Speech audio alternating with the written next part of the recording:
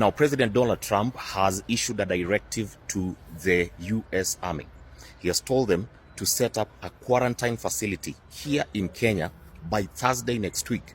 That is 1 week. He has given them 1 week. Okay, this is something I was really trying to not talk about, but here we go. Kenya has become such a strange country. At this point, Kenyans know that this government, as long as money is involved, they're going to do anything and everything, even if it means risking the lives of Kenyans. We are not in a place where we can introduce a virus as deadly, as lethal as Ebola into our ecosystem, into our medical system. The latest outrage has actually had the whole country shocked. Why us? Why us? Honestly, why us as Kenyans? Kwa nini sisi? Kenyans have discovered that the government they trust, the government they voted in, the Kenya Kwanza government, is allegedly willing to accept Ebola-infected Americans into Kenya for quarantine. Hapana. Tunajua tunasema two-term na tuna support serikali. But hapa kwa Ebola is where we draw the line. Hapana. So that I don't confuse you, these are not Kenyans who used to live in America or Kenyans who live in America. These are Americans. Hakuna venye inchi fulani inaweza weka Kenya a dumping site. And that is where people completely lost it. Because the same American government does not even want to risk the lives of other Americans by bringing these people inside United States. The number one priority of our foreign policy is to protect the American people. We cannot and will not allow any cases of Ebola to enter the United States. But somehow, Kenya is expected to open its doors wide open. But I love Kenyans. I love the Kenyan spirit. Because Kenyans have, with one loud voice, said absolutely no. You sit down and start to wonder, hii serikali kwani imerogwa? Do you know what is Ebola? Do you know a dead person can be able to transmit Ebola virus? Now, Ruto has two options. Either refund the money he took from Trump or host these Ebola-infected humans in Sugoi. Let's talk about it. If you love this kind of content, go ahead and like this video and subscribe. Now let's get to the video. The Ebola outbreak in the Democratic Republic of Congo is getting worse, with the death toll now past 200. Now, I want you to think about it. Ebola is not a joke. This is one of the deadliest diseases in the world. Even powerful countries panic whenever Ebola is actually mentioned. So, Kenyans are asking a very simple question. If the USA, that is United States government, believes that these patients are too dangerous to keep inside their own country, why should Kenyans accept them? Why should ordinary Kenyans be exposed to that kind of risk? That is the question that is making people very angry, both online and offline. You know, 99% of people who suffer from Ebola die. Can you just imagine one wrong move and we are talking about death by millions? Yaani tumetoka kupigana hapa na coronavirus, alafu tena turudi kwa Ebola. Mimi ni two-term lakini hapo. And for many Kenyans, this is not just about Ebola. It is about what the government is willing to sacrifice for political favors. Many people now believe that the president, that is William Samoei Ruto, is trying too hard to please the United States. And that is the reason why you can be certain that William Ruto has sold us off. Why? Because internationally, William Samoei Ruto needs allies, especially ahead of 2027. Critics believe that he wants Western governments to stay friendly to him no matter what happens politically in 2027, including him retaining power by force. The president of Kenya, we have the Olympics here.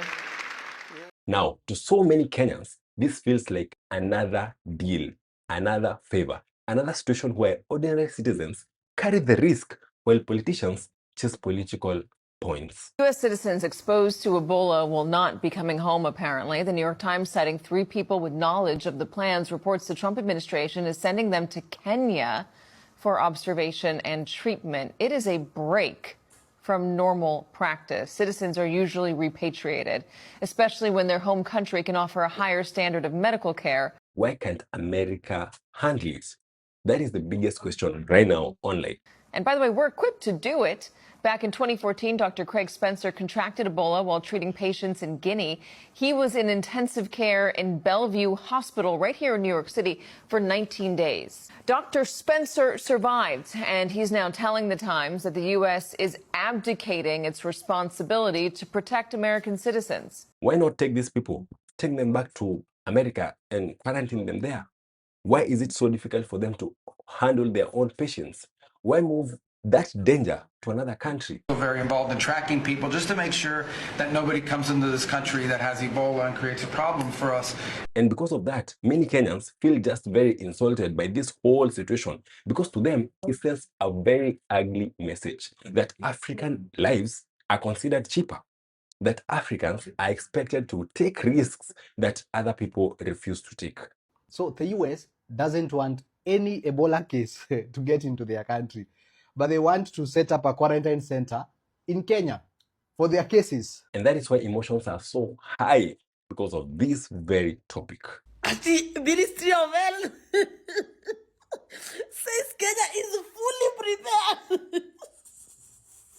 Now, online, people are going hard, very hard. People are accusing this government of putting foreign interests ahead of Kenyan lives. Sisi wenye tuko huku sisi, ukigojeka tu chronic disease hivi, wewe na kifo mnaanza kwambiana, come baby, come baby. It's not funny.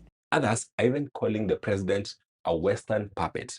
And the pressure is growing very, very fast, because this issue touches fear. Fear spreads quickly, especially when public trust in the government is already very, very low. And when I read the CS for Health statement, man, I was so sad, because he was saying that Kenya is capable and Kenya can do it. Then I heard the Secretary of United States speaking just now, a few minutes ago, saying that they will not allow. He said that the US government will do everything in their power to make sure that they do not record any Ebola case within their country. And what about politically? This is also very dangerous territory for one William Samoei Ruto, because Kenyans are already very angry with Ruto for many, many reasons. Among them, high taxes, fuel prices, cost of living, finance bill of 2026, unemployment, man, the list is so long, corruption, so many other things. Now, add public health fears on top of that, it becomes explosive. Tunajua tunasema two-term na tuna support serikali. But hapa kwa Ebola is where we draw the line. And now many Kenyans feel like this government keeps on crossing the line every single time. In a few, you'll just be hearing that Ebola has an official outbreak in Kenya, and you should know why. Because the Kenya government is not going to tell Trump no. There is no Kenyan administration that has ever stood up to the American government, which is the sad part. So you know, if a statement like that is already being made, you just know they're going to allow this thing to happen. At the end of the day, people feel their government should protect them first, not impress foreign powers, not gamble with public safety. Protect Kenyans first. And if this administration fails to understand that, then the anger we are seeing right now online may become much bigger than just hashtags. At this rate, we will have to homeschool our children. There is no way that this US president asked this question without knowing that our leader is so compromised and is, can willingly be bought.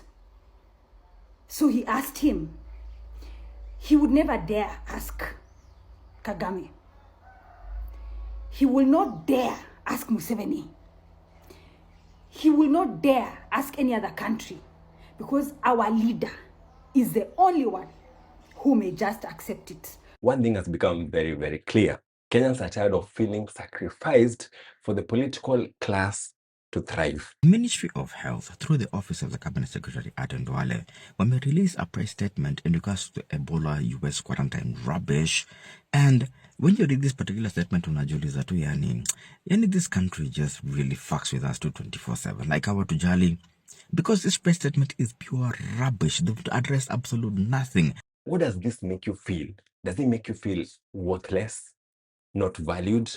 Does this make you feel like you're just another vote that the politician is looking and does not really care about what you can go through, even in terms of putting your life in danger? Instead of the US dealing with their own Ebola rubbish huko kwao, wanatuletea hapa kwetu mali hatuna hizi vitu. Talk to me in the comments sections and do not forget to subscribe.